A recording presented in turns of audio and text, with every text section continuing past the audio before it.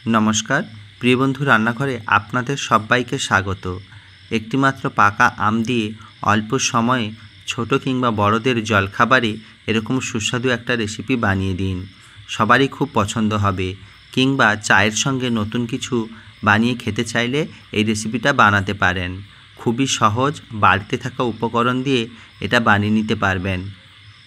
আর নতুন বন্ধুরাও তো খুব সহজে এটা বানাতে পারবেন। তার জন্য এখানে নিয়ে নিয়েছি সুজি। একটি মিক্সারের জারের মধ্যে আমি 1 কাপ সুজি দিলাম। এখানে আমি চা খাওয়ার কাপে মেপেই সমস্ত উপকরণগুলো নেব। আপনারা চাইলে পরিমাণটা বাড়াতে বা কমাতে পারেন। এখানে সুজিগুলো প্রথমে আমি খুব মিহি করে একটু গুঁড়ো করে নিয়েছি। দেখুন, ঠিক এইভাবে গুঁড়ো করে নিলে কিন্তু এটা খুবই স্পঞ্জি এবং জালিদার হয়। এবার একটি বোলের মধ্যে আমি গুঁড়ো করে নেওয়া সুজিটা দিয়ে দিলাম। এবার এখানে দিয়ে দিলাম 1 কাপ গরুর দুধ। এখানে আমি গরুর দুধটা জাল করে ঠান্ডা করে নিয়েছি। এবার সুজিটা ওই অল্প দুধে খুব ভালো করে একটু মিশিয়ে নেব, যাতে অল্প একটু নরম হয়ে যায়। আমি এখানে মিশিয়ে রেখে দিলাম। তবে খুব বেশি দুধ এখানে ব্যবহার করা যাবে না, তাহলে কিন্তু ব্যাটারটা পাতলা হয়ে যেতে পারে। চাইলে কিন্তু আপনারা এটা দুধের পরিবর্তে জলও ব্যবহার করতে পারেন। আবারও ওই ছোট মিক্সারের জারের মধ্যে দিয়ে দিলাম ওই একই কাপের 1 কাপ চিনি এবং 3টে ছোটো এলাচ দিয়ে এটাকেও মিহি করে আমি গুঁড়ো করে নিচ্ছি। দেখুন, একদম মসৃণ করেই গুঁড়ো করে নিয়েছি। এবার এটি একটি বোলের মধ্যে আমি ঢেলে নিয়েছি এবং ওই বোলে ওই একই কাপের 1/2 কাপ সাদা তেল এখানে দিয়ে দিয়েছি। তেলটা আমি অফ ক্যামেরায় দিয়েছি বন্ধুরা। এবার তেল এবং চিনি গুঁড়োটা খুব ভালো করে মিশিয়ে নিচ্ছি। এটা খুব ভালো করেই মেশাতে হবে যতক্ষণ না পর্যন্ত কালারটা একটু পরিবর্তন হয় আর একদম একটু ক্রিমের মতো দেখতে হয়, ততক্ষণ পর্যন্ত এটাকে একটু ভালো করে ফেটিয়ে নিতে হবে। দেখুন, একটু ক্রিমি ভাব চলে এসেছে। এবার এর মধ্যে আগে থেকে ভিজিয়ে রাখা দুধ দিয়ে সুজিটা আমি দিয়ে দিলাম। আমি সম্পূর্ণ গুলে রাখা সুজিটা এর মধ্যে দিয়ে দিয়েছি। এবার এর মধ্যে আমি দিয়ে দেব ময়দা। ওই একই কাপ মেপে এখানে আমি 1 কাপ ময়দা দিয়ে দিলাম। এখানে মোট কিন্তু আমি সমস্ত কিছুই 1 কাপ করে নিয়েছি, শুধু তেলটা 1/2 কাপ নিয়েছি। দিয়ে এর মধ্যে দিয়ে দিলাম 1 চামচ গুঁড়ো দুধ। এই গুঁড়ো দুধটা ব্যবহার করলে স্বাদটা কিন্তু খুব সুন্দর হয়। সামান্য একটু লবণ ব্যবহার করেছি, আপনারা চাইলে লবণটা অপশনাল দিতে পারেন, নাও দিতে পারেন। এবার সমস্ত কিছু খুব ভালো করে 2 থেকে 3 মিনিট ফেটিয়ে নেব। আর ব্যাটারটা কিন্তু একদম স্মুথ করে নেব, যাতে কোনোভাবে দলা দলা অংশ না থাকে। আর এই রেসিপিটাতে কিন্তু ব্যাটারটা অবশ্যই স্মুথ করে নিতে হবে আর বেশ কিছুক্ষণ ধরে একটু ফেটিয়ে নিতে হবে।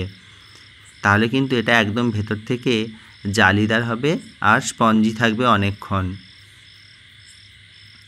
দেখুন, আগে থেকে কিন্তু ব্যাটারটা আমার একদম স্মুথ হয়ে গিয়েছে আর ব্যাটারটা কিন্তু অনেকটা আবারও গাঢ় হয়ে এসেছে। যদি খুব বেশি গাঢ় মনে হয়, আপনারা চাইলে এখানে লিকুইড দুধ ব্যবহার করতে পারেন। এবার এর মধ্যে দিয়ে দিলাম 1/2 কাপ আমের পাল্প। এখানে আমি একটি মিষ্টি জাতের আম নিয়ে তার থেকে এইভাবে আমের রসটা বের করে নিয়েছি। অবশ্যই আপনারা চেষ্টা করবেন একটু মিষ্টি জাতের আমটা ব্যবহার করতে। এবার ধীরে ধীরে এটা সম্পূর্ণ মিশিয়ে নিয়েছি। আর আগের থেকে কিন্তু অনেকটা আবারও পাতলা হয়ে গিয়েছে। আমের পাল্পটা আপনারা বেশি বা কম ব্যবহার করতে পারেন। দিয়ে আবারও খুব ভালো করে একসঙ্গে মিশিয়ে নিচ্ছি।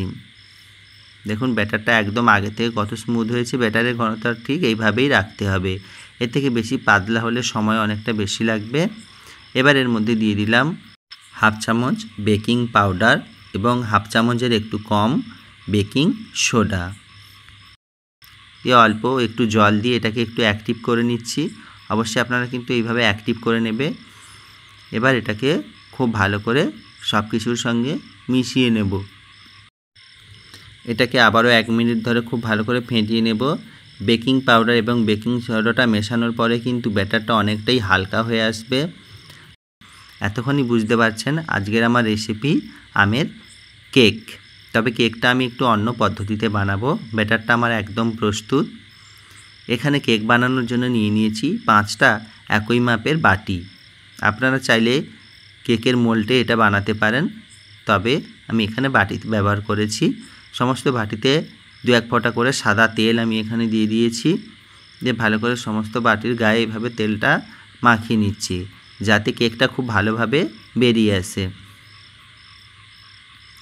সবগুলো বাটিতে আমার তেল মাখানো হয়ে গেছে। এবার তৈরি করে রাখা ব্যাটারটা অল্প অল্প করে আমি বাটির মধ্যে ভরে দেব। সমস্ত ব্যাটারটা আমি 2 হাতা করে প্রত্যেক বাটিতে দেব, তবে খুব বেশি দেব না, কারণ এটা কিন্তু বেক হওয়ার পরে ফুলে উঠবে। খুব বেশি দিলে বাটির বাইরে বেরিয়ে যেতে পারে। তাই প্রথমে 1 হাতা করে দিয়ে দিয়েছি, তারপরে আবারও ফিরে 1 হাতাটা করে দিয়ে দিলাম। আমার কিন্তু সমস্ত ব্যাটারটা দেওয়া হয়ে গেছে। এবার একটি কড়াইয়ের মধ্যে দিয়ে দিলাম একটা স্ট্যান্ডটার উপরে আমি এই থালা সমেত বাটিগুলি বসিয়ে দিলাম। আর গ্যাসের ফ্লেমটা একদম হাই করে এটাকে বেক করব 10 মিনিট, এবং পরে 5 মিনিট লো থেকে মিডিয়াম হিটে এটাকে বেক করে নেব। নিলেই কিন্তু প্রস্তুত হয়ে যাবে আজকের আমার বাটি কেক। তবে যদি ব্যাটারটা পাতলা হয় তাহলে কিন্তু সময় একটু বেশি লাগতে পারে। এবার আমি ঢাকনাটা খুলে দিয়েছি। দেখুন উপর থেকে একদম শক্ত হয়ে গেছে, হাতে একটু লেগে আসছে না। এবার একটা কাঠি দিয়ে এইভাবে আমি চেক করে নিচ্ছি। দেখুন বন্ধুরা, কাঠিতে কিন্তু কিছুই লেগে আসেনি, তার মানে ভেতর থেকেও কেকটা একদম প্রস্তুত হয়ে গেছে।